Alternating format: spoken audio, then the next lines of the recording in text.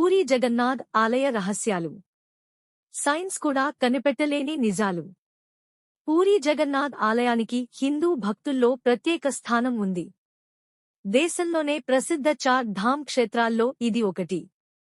ఇక్కడ ప్రతి ఏటా నిర్వహించే రథయాత్రకు దేశ విదేశాల నుంచి లక్షలాది సంఖ్యలో భక్తులు విచ్చేస్తారు. శ్రీ మహావిష్ణువు కలలో కనిపించి ఆదేశించిన ప్రకారం ఇంద్రద్యుమ్న మహారాజు పూరీ ఆలయాన్ని నిర్మించినట్లు పురాణ కథనం. పాండవులు యమరాజు వద్దకు తమ ప్రయాణాన్ని ప్రారంభించినప్పుడు మోక్షానికి చేరువ చేసే చార్ ధామ్ క్షేత్రాల్లో ఒకటైన పూరీ జగన్నాథ్ ఆలయాన్ని దర్శించుకున్నారట. సైన్స్కు కూడా అంతు చిక్కని రహస్యాలతో ఈ ఆలయం ముడిపడి ఉన్నట్లు చెబుతారు.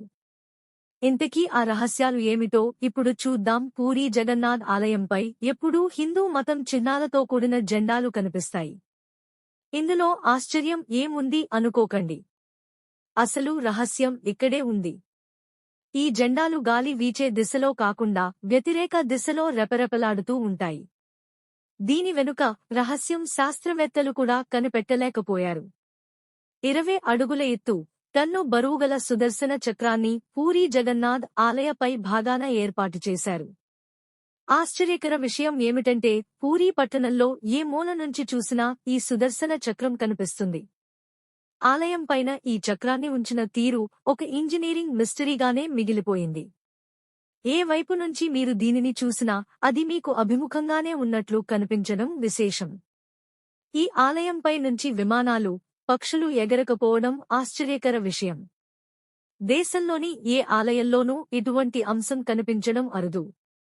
ఏ ప్రభుత్వమూ దీనిని నో ఫ్లయింగ్ జోన్గా ప్రకటించలేదు.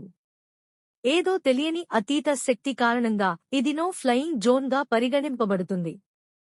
దీనికి ఇప్పటికీ శాస్త్రీయ వివరణ లేకపోవడంతో రహస్యంగానే మిగిలిపోయింది. పూరీ జగన్నాథ్ ఆలయాన్ని ఓ అద్భుతంగా చెప్పవచ్చు.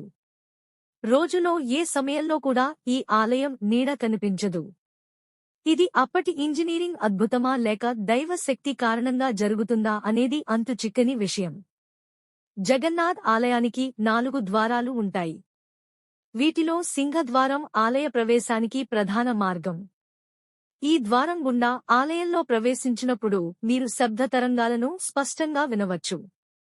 ద్వారం నుంచి కాస్త వెనక్కి నడిచి బయటకు వస్తే ఆ శబ్దం మీకు వినిపించదు.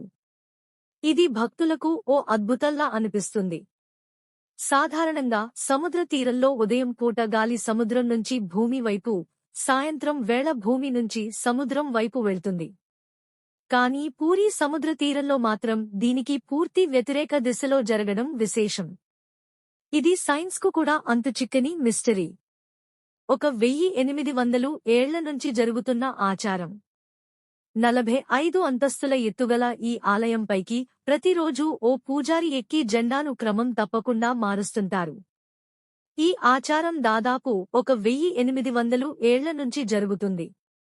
ఇది ఒక్క రోజు తప్పినా అప్పటినుంచి 18 ఏళ్ల వరకు ఆలయం మూతపడుతుందని నమ్ముతారు.